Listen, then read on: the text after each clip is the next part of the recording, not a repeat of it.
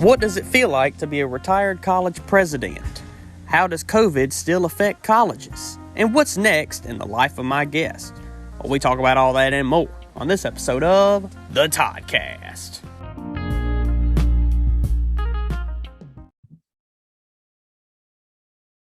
Hello, everyone, and welcome to the Toddcast. As always, I'm your host, Todd McManus, and today is a very special episode because after a long hiatus of the Toddcast, a long wait, I'd like to welcome back for the third time the former ULM president, Dr. Nick Bruno. Dr. Bruno, how are you doing today? Hey, you're doing great, Todd. Thank you for inviting me. It's great to see you again, and certainly look forward to talking with you. It's been, like I said, it's been a while. The last time you were on was actually episode 26, and this episode is 98. Oh, wow. Well, you've been busy, Todd, that's for sure.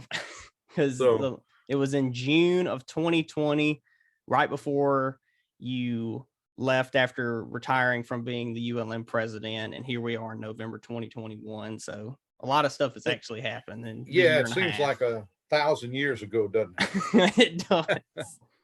And first off, I just wanted to ask you, are the ladybugs as bad down there as they are up here? No, we don't have any problems down here with them. You know, of course, we normally get our dose of love bugs. And we really didn't have a bad case of those this year. So I guess the ladybugs are part of the North Louisiana culture. I guess so, because you just look out the window and they're everywhere. Really? And then they're like, and then they all want to get up in like the corners of the rooms, you know. Yeah. Oh, yeah. But we've dealt with them, so. But compared to what we've had over the last year, 18 months, the ladybugs are minor, isn't it? Yeah, they're just a small inconvenience compared to everything else that's happened. Exactly. So what I've been doing with guests more recently is I like to ask them an icebreaker question. It's usually just a random question just to get it kicking off, you know. Sure. So this question I like to ask for you is, if you could travel anywhere in the world and the whole trip was completely paid for, where would you want to go? Good question, Todd, because, you know, Mrs. Bruno and I had planned when we retired that we were going to Europe. Specifically, we wanted to go to Italy, which is where my family originated. And we wanted to go to Ireland, where part of her family came. So, you know, and that's on our bucket list as it is. We, you know, my grandfather and my family basically were Sicilians. Mrs. Bruno's parents, her daddy's family was from Torino, Italy, which is on the northern part of Italy. And her maternal family was from Ireland. So we really would like to do that. And I'm sure we will. It's nothing exotic. You know, I don't want to climb Everest. Yeah. I don't want you know, I'm pretty chicken about that. I want just to go back and hopefully get to visit and walk the steps where my ancestors walked, and hopefully do a little genealogy there and the local churches and things of that nature. Yeah, it from all the pictures that you see, like most people always think like, oh, I want to go to the Eiffel Tower or the Great Wall of China. And then you look at like Ireland and just the UK in general, and even in Italy, they're two very separate places, but they're all beautiful in their own right, you know. Well, my daughters have had the opportunity to travel. My oldest daughter has been to England and Ireland, and she's been to Spain. The youngest daughter has been to London. So, you know, they've had that opportunity. Now, you know, we really enjoyed, I had my best friend lived in Bellingham, Washington. And of course, they're having some real flooding problems up there now. And his wife was on Facebook talking about her son is kind of held up in a building and can't get out right now. Yeah. And that's really one of the prettiest places I've been over my life thus far. So maybe a Canada, you know, a trans-Canadian railroad trip or trans-Rocky. There's so much to do and so many beautiful places. You know, life is not long enough. Yeah. So I wanted to go ahead and start this out by asking, basically where we ended off the last time and just flow into this. And just kind of a broad question is, what made you decide that it was time that I'm going to retire from being the ULM president? That's a good question, Todd. I've given that a lot of thought. Um, that was a job I truly loved. I've said that many, many times. Um, but as we got into, the new year of 2020, and we began to see the changes that were going on in, higher ed, the distance learning, the whole culture was evolving in a different direction. That to me, it was just time, I had um, adapted over those years that I worked so many times to different things, going from, manual record keeping to computers and on to mainframes into servers and different things and different formats in education and sciences and so forth. So I had adapted pretty well to those things, and I was really proud of it. And I worked really, really hard on recruiting that medical school. Yeah. And to some extent, I was done. I wanted to save some of myself for my family, and to be able to enjoy some of the time that I had been spending so many hours, so many years working. It was time to be a little selfish and seize some of that time for myself and my family. Yeah. And I will say the VCOM school at ULM it's something. Yes. Yeah, I was there Thursday for a meeting, Yeah. and it's a magnificent facility, and they'll be entering their third class in the summer, and boy, that's great because some of them will start going out in the clerkships. Yeah, because like I have a friend, it's weird because I have a friend who is about the same age as me. I'm just a couple months older than he is. And we were in the same class in high school, but then he worked ahead, graduated a year early, and then graduated another year early from college. And he's in that first class, and he's not, and he turns 22 in January, and he's going to be graduating from VCOM and be like one of the youngest doctors in the state at that time. Enjoying it. And he's, because he does, I think residency starts after the first 2 years of doing the learning, and then he'll be like 24, 25 years old, full doctor. That's great. Which is, and hopefully, some of those doctors that, with the allopathic medical schools like LSU and Tulane, we don't retain a lot of those doctors. A lot of them go out of state for different opportunities. But I'm hoping we'll be able to retain a number of these young doctors that are coming from small towns in different areas. I mean, my little town here in Amite, Louisiana, I think there's 2 or 3 kids from this area that are going up there. So hopefully we'll be able to recruit some of those to stay in these rural communities and provide good health care.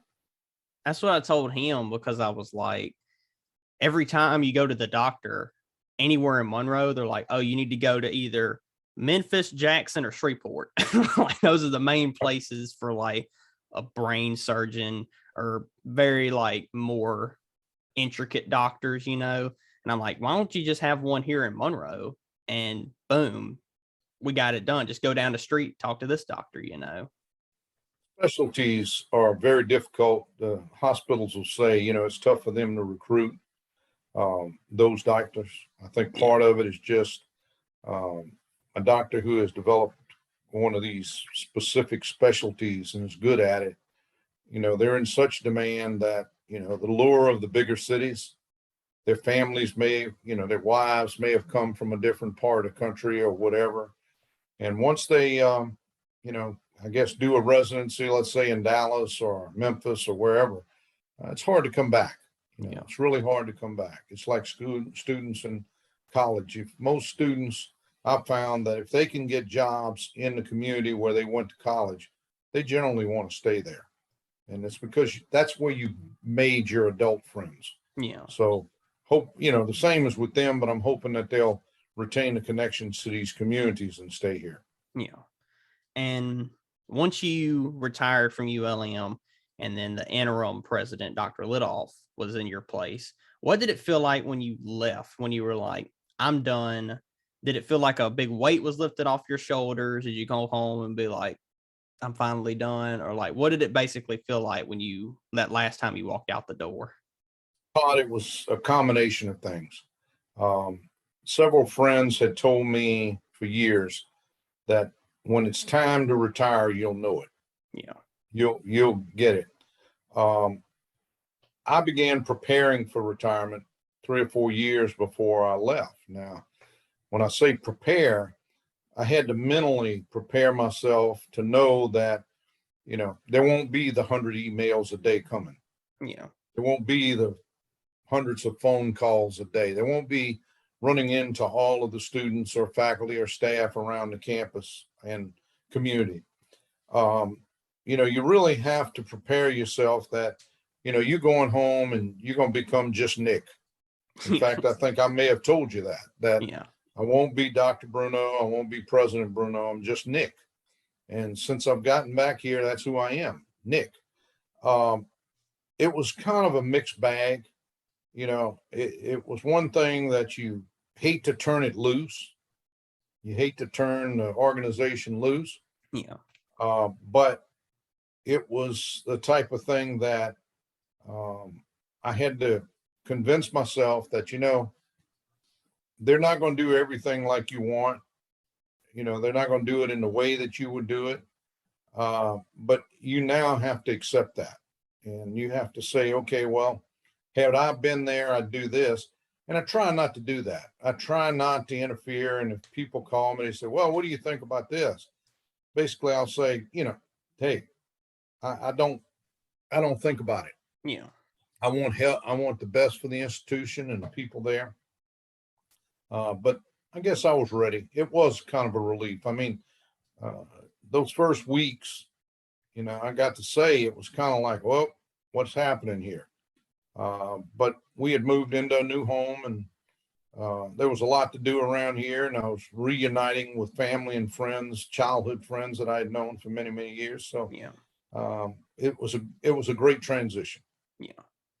And whenever, like, let's say, whenever you got home back down south in southern Louisiana, did you ever have that moment that like you walked inside your house, you sat down on the chair or the couch, and you said, what do I do now? Was that a moment that you had or anything like that? Right. Yeah, I've had that moment occasionally, but I've worked to try to prevent that. Okay. I got involved in some civic organizations. I got involved in my church, and I went to a Catholic school, elementary school, when I was a kid in my hometown of Independence. Yeah. A little 1,200 community. And that school has been there 100 years. So I was recruited to be on the finance committee and the advisory board. And I love doing that because, hey, I had roots there. But there are days that you say, oops, okay, now what am I going to do today? Yeah. But I do stay busy. I had a garden. I told my wife we're going to have the prettiest yard in the subdivision. And I think we do. I spent a lot of time on it. But it is one of those things that I don't know how. I guess I can flip that question.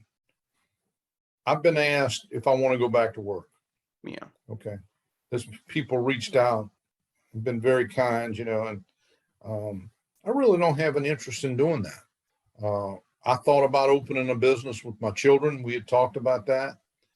But then I say, why do I want to go and have to deal with the issues of employees and, insurance and things of that nature?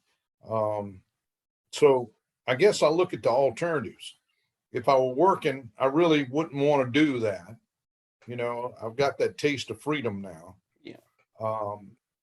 But there are times, I would love to have something in a closet. I could open the door and say, oh, I'm going to do this today. It takes work to be retired. Yeah. And because I know since you brought the VCOM school to not to ULM, but to the same area and to kind of partner with them, you're still like on the board or have some doings with that, don't you? I'm on the advisory board for the Monroe, Louisiana campus, and I'm on the national board for all of the 4 VCOM campuses. Oh, okay. And because it once you like said that you wanted to bring a school there, that's whenever you said like I'm going to work with them, and that like that's not that much of a, I don't know. I'm just thinking about like it's not like a busy kind of job. No. But it's just like whenever they need something, they'll call on Well, you basically. we have 2 local meetings and 2 national meetings a year. Oh, okay. So, and it is really an advisory role. It's a non-paid appointment. Yeah. I do it because, of course, I have a love and an interest in that institution. So I want to see it do well, and anything I can do to contribute, I'm more than happy to do so. Yeah. And it really, the VCOM building is very nice because I've been in it once. Because I actually, back in, I think June or July, I interviewed the vice president, Dr. Aldrich. Dr. Randy Aldrich. And I talked to him, and he went to like the Olympics this summer too, which is crazy to me. He went all the way to Japan for the Olympics. And I walked in and I was almost blinded from the amount of just white everywhere.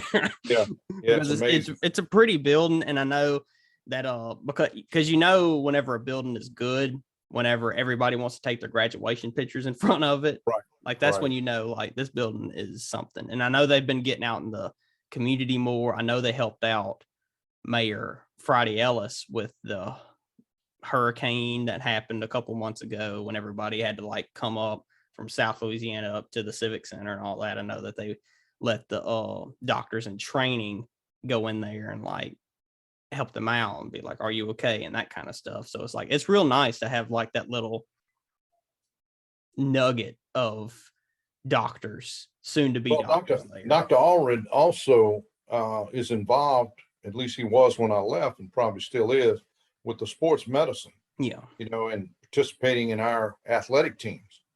And it was quite impressive when I left what they were willing to do for us. And to my knowledge, they're continuing to do that. Yeah, I think he is, because it's like he said he tries to go to every football and basketball game that he can, no matter if it's home or away. And actually, I'm going to a ULM football game this Saturday.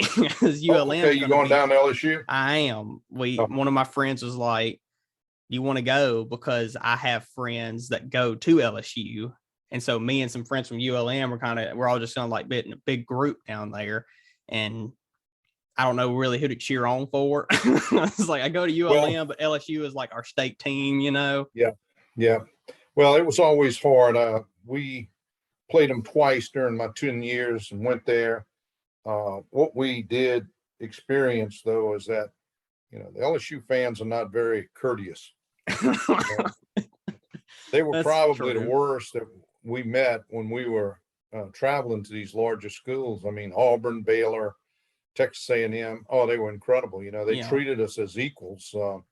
LSU was a little more snooty about how they accommodated us, but yeah, you want them to do well. You want all the schools to do well and go from there. I think you ought to consider interviewing the dean of that medical school. There's a new dean there. I can't remember his name now. We met him just this week. But he's probably a person you might want to have an interesting conversation with. I'll have to talk to them, because I was going to talk to the former dean, who was the first one, and then he retired, I think. He's still there every day, I heard. I don't know if he's working full time, but it would be great to get a perspective, I think, of what he thinks of what he did. Yeah. To get it going and what he saw, because, God, that guy, he came in and they started up, boom, COVID. Of course, we all had different experiences with COVID, but to start up a medical school in the middle of that and how they addressed it was pretty impressive. Yeah. And since you've been retired for almost a year and a half, we'll say, since June of 2020, basically, what has the retired life been like? How are you loving it? are you just going day to day from now on? Like, what is the retired life like? What is it like for you to be retired? Oh, I love it. Yeah. You know, I do enjoy it. Like I said, I've been offered opportunities to go back to work. But I've gotten spoiled, you know. I don't sleep late. You know, if I sleep till 7, I'm sleeping late. So it's not like I just loaf around, you know, and Yeah. kick around. I get up in the mornings and I keep lists of things that I want to get done, whether it's a little woodworking project for one of my grandchildren or Linda has something for me to do. My goal is to stay busy until 2 o'clock in the afternoon. You know, that's my work day. Yeah. So if I may go to coffee at a little place and meet some guys there once or twice a week. But otherwise, my goal is to stay busy until about 2 o'clock every day. Then after that, hey, I may watch Gunsmoke for 2 hours. Yeah. And and then it's supper time. So it's not boring. I thought I would be bored. I mean, when you had the kind of job that I held and Dr. Berry's in now, there's no time if you're doing a job. You don't have time to relax and kick around. I mean, Yeah. I took the position that I didn't go on any trips and I only had one vacation in 10 years. Yeah. Part of that was me, just I felt I needed to be there. But now it's the other way. I want to stay busy, but I don't want to have any accountability. Yeah. Does that make sense? Yeah, it does to me. And so I do want to ask this, since you've been up to VCOM, like you said, and you've been around the area, basically. How do you think Dr. Berry has done as president so far? Well, quite frankly, I don't know if I could really speak to that. I've not followed it. And when I'm 250 miles away. Yeah. Believe it or not, we get no news about Monroe. We get no news about ULM. Yeah. So, unless someone that I know up there calls and says, hey, they've done this. The amazing thing is that, I'll get calls about athletics, but I don't get a lot of calls about, hey, what about this? I just don't know. I'm sure he's doing a good job. I'm sure, that job, Todd, is like so many other jobs. It usually takes 3 years, 4 years to get yourself settled into the role and to begin to show your accomplishments. And I think it'll be that way for Dr. Berry. In 3 or 4 years, I think everyone will reflect on him. I think so far he's had some opportunities that, there was some federal stimulus money that helped the university. Yeah. We always had a budget problem. So I'm hopeful for them that they do get funding and they are allowed to return to some growth stage. But we'll just wait and see. I know all the universities are continue to be challenged and less students to recruit, and you've got I don't think the direction for higher ed across the country is as stable as it was or fixed as it was when I was there. Yeah. My years, you knew what you were expected to do and you go on and do it. Yeah. And since you have been retired 1.5 years now, and you're doing things here, take care of the house, mowing the yard, all that kind of stuff, what would you say is on the horizon for Dr. Bruno? As you brought up in the icebreaker, we want to travel. Yeah. We want to get out and get back to living to some extent. I mean, my first year of retirement wasn't a typical first year. Yeah. I mean, we were confined probably the first 9 months.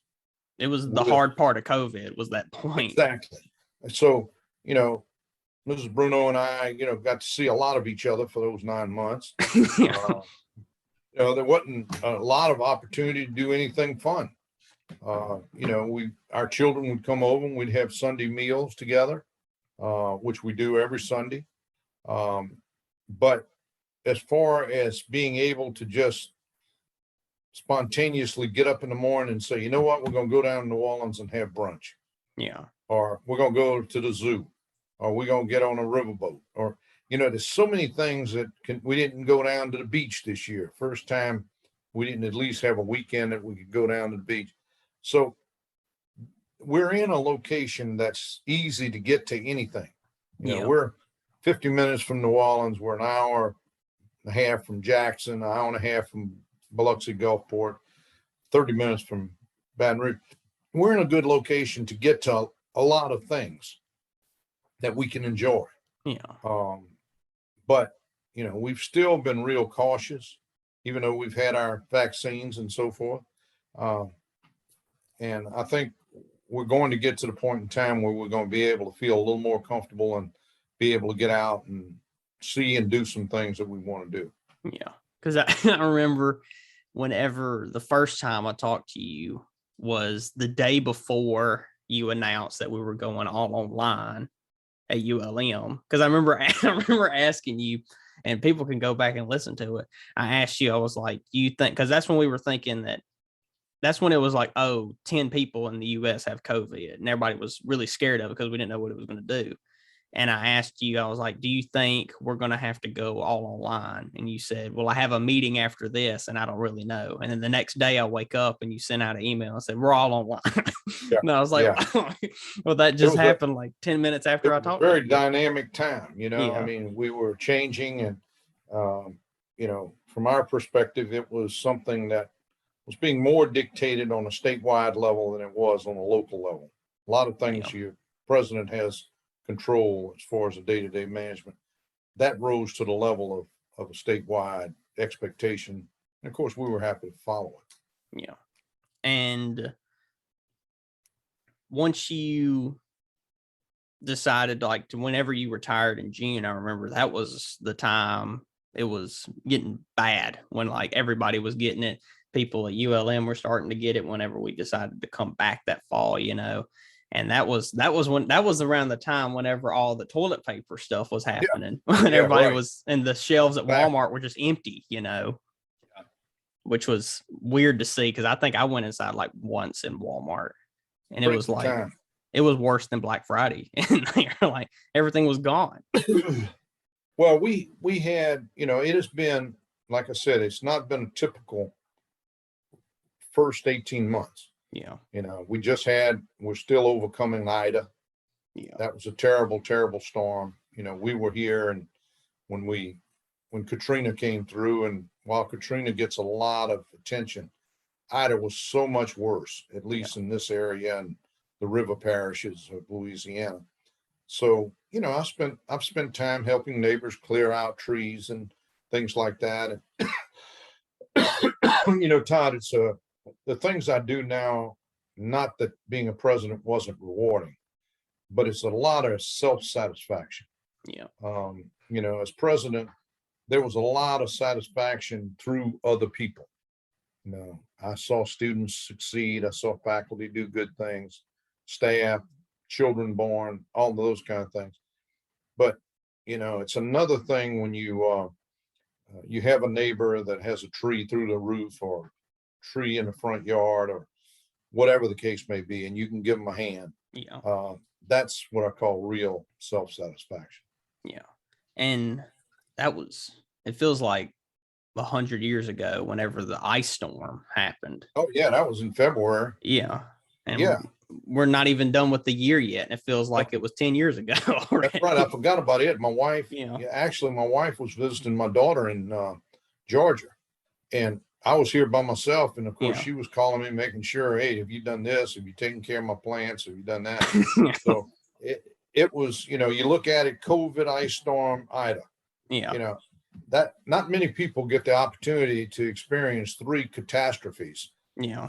During their first 18 months. Yeah. Hopefully it's going to get better. I hope so too, because it was all of that, 2 ice storms back to back, and I know it was bad up here because the pictures there were pictures of ULM and Monroe and everything, and it looked like Alaska from the way that looking like the roads were closed and you couldn't go anywhere, and it was only 4-wheel drive vehicles were allowed out to go. We're running out of groceries because my house, we were out of power for a week, and we had a generator running, But my dad, like every other day, had to go to the town to get gas from the gas station to power the generator. So it's like we just had nothing, just stay inside even more. First we had COVID, like you said, can't go anywhere. And now we can't even go outside because it's 30 degrees outside. So it's truly been an amazing year. Yeah. 20 was pretty amazing, but 21 is not letting 20 get away. No. With it all. Now, a lot of people have said that 2021 is like 2022, but the second, because it's the second of 2020. Right. Exactly. Well, I'm hopeful 2022 is going to be a little different. Yeah. I really am. And to talk about COVID a little bit here, how have you and your family been ever since you retired from ULM? How have y'all been since COVID has been a thing, basically? Yeah, well, I actually contracted COVID, but it was after I'd taken both of my vaccines. So it was a very mild case. They gave me a Z-Pack of all things and said, go home and take these. I really didn't even know I had it. I went because I had a cough. Yeah. So, for a week or so, I was down with that, but I was fine. Fortunately, no member of my family had any serious cases. The unfortunate thing is we've had some close friends that succumbed to it. Yeah. Just this week, we had the daughter-in-law of one of my best friends passed away. She was 40 years old. Yeah. She left 3 kids behind and a husband. And that's when you begin to say, I think everyone at one time or another asked themselves, is this thing real? Yeah. I think it still goes on with people saying, well, I don't want to be vaccinated. I don't want to do this. I don't want to do that. I don't believe in this. I think it's a conspiracy. Yeah. But when you see somebody that's close to you that has contracted this terrible, terrible disease, you begin to say, you know what? Maybe it is a conspiracy and maybe it is somewhat of a hoax, but it's very real for that family and friends. Yeah. And when you get down to it, most things that happen, whether it's being out of toilet paper or being out of food or paying twice as much for gas, it's how do you affect you? I listened to a guy the other day talking about the plight of President Biden and the dilemma he's got himself in, that he's going to give away $1 trillion, but nobody's happy. Well, their analysis was that he has never broken it down to the individual. In other words, how is this going to affect Nick? How is this going to affect Todd? Yeah. They have not been able to get that message across. And of course, most people, are angry. Yeah. People are angry about something. Yeah. But hey, you know what? We took our vaccine. I've taken my booster. Mrs. Bruno will be eligible for it at the end of November. She's going to take hers. But it is something that, hopefully we can get a handle on this thing and get whatever this herd immunity is, that we can all go back to some semblance of normality. But I think the next challenge we have, Todd, is going to be economic. Yeah. I think that's going to be the biggie. I think 2022 is going to be a big challenge. I went my wife grocery shopping today, which I normally don't do. Saw this beautiful pack of ground meat, so I sashayed over there and looked at it. $6 a pound for ground meat. I mean, that's ridiculous. Yeah. So my wife said beef isn't good for you anyway. So I guess you can look at it from that perspective. Yeah. But, if you go to a place and get a hamburger or whatever, it's going up 40, 50%. Yeah. So I think economics is going to be the next issue that we'll face in this series of unfortunate events. Yeah. I may be wrong, but I think that's what we're going to see in 2022. I mean, we cannot absorb much more gas prices. We can't absorb much more food increases. And then down here, particularly, we'll find stores that will have, say, flour, but it'll be one brand. Yeah. It's like Henry Ford. You can have any color as long as it's black. Yeah. Or you can have any flour you want as long as it's this brand. Yeah. So I really think, I don't believe that this supply chain thing is I'm not going to say it's a big deal. It is a big deal, but mostly it's tied up in the ports where you're importing stuff. Yeah. I mean, instead of talking about the supply chain, I think the message should be, this is why we need to bring our jobs home, and we need to put people to work.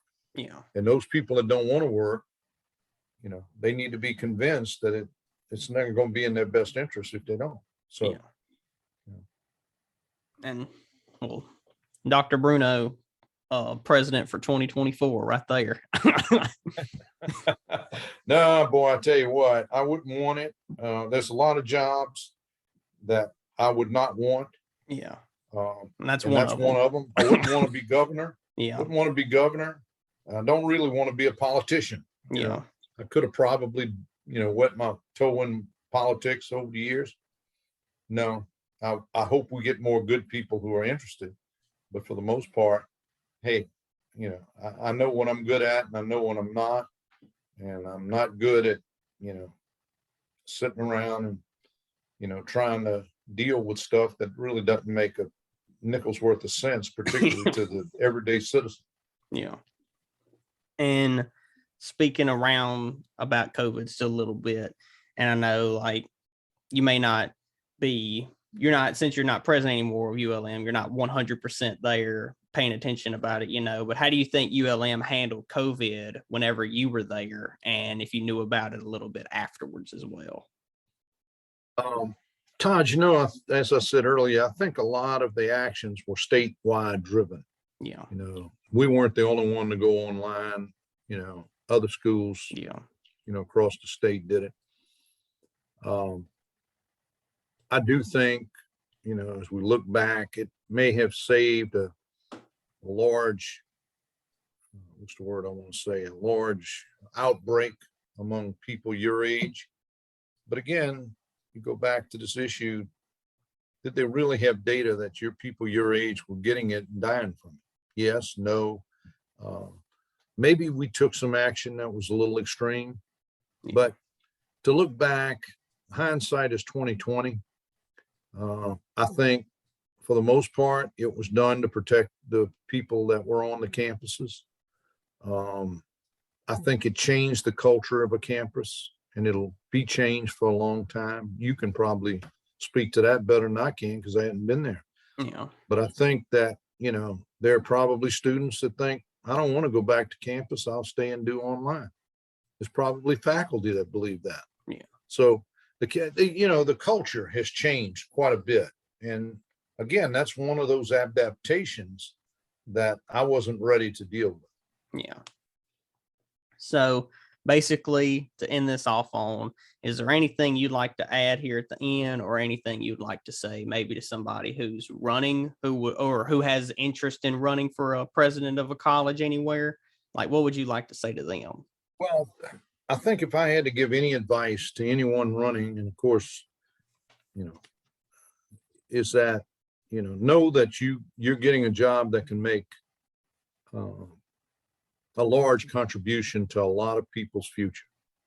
One of the things that's not mentioned a lot about my years at ULM, but the percentage of graduation, the students who finished, was so much higher than when I came in. The retention rate of students starting and continuing, so much higher than when I came in. The number of students that got degrees, the number of students who got good degrees, that could get jobs. I'm very proud of that. And I think that, university presidents, if they're committed to the mission of the university, and that is recruit good students and graduate them, the contribution to society is immeasurable. Yeah. But that doesn't get the attention of recruiting a medical school or starting a new degree program or things like that. But again, it goes back down to, we're in a people business. And if you don't like people, it's not the job to be in. Yeah. And you've got to be able to convey that mission and convey those goals that you want to see for that university. And, again, as I said, I wish Dr. Berry all the best and a long tenure. And there'll be times where he'll think, why did I do this? Yeah. There'll be times, he'll say, this is the best thing I've ever done. Yeah. Hopefully the latter outweighs the former by a lot. Yeah. So he's finishing up his first year, and so I'm sure he's learned a lot, and it's probably not what he thought it was when he started. Yeah. But the kind of person he is, he'll adapt, and he'll do just fine. Yeah. So is there anything you'd like to add or say to end this episode? No, I appreciate you calling me, Todd. It feels good when someone from Monroe or North Louisiana area gives me a call. If nothing more than to say, hey, what you doing? Yeah. Because over the 18 months, ULM has become, its memory is kind of fading on me. And that's the way it's supposed to be. Yeah. I have a lot of very fond memories, and I will always cherish those thoughts of being there at ULM. But I'm in another job now, and that's where I focus my time. And, hopefully, someday someone like yourself looks back and say, Dr. Bruno, he was an okay guy. He did a pretty good job.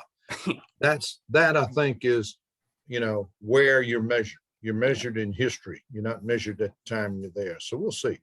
Yeah. Well, I just want to thank you for joining me today, and hopefully you may have to join me again in another year's time or so. Hey, that'd be great. I look forward to it. Maybe by then I'll be zooming from Ireland or Italy. I have to check in for a vacation update. There you go. Well, we're going to do that. All right. Well, thank you for take joining care me of yourself. You too. Have a good holiday, okay? You too. As always, please rate and subscribe. And if you're listening on YouTube, please like, comment, and subscribe, and click that bell to get notified when new videos are uploaded. And make sure you follow the Toddcast only on Instagram at _Toddcast_ for all your Toddcast social media needs. Make sure you tell your friends and your family, or anybody really, to give it a listen. And thank all of you for listening to this episode. And if you want to know what's going to happen next week, well, I guess you're just going to have to tune in to find out. Only on the Toddcast.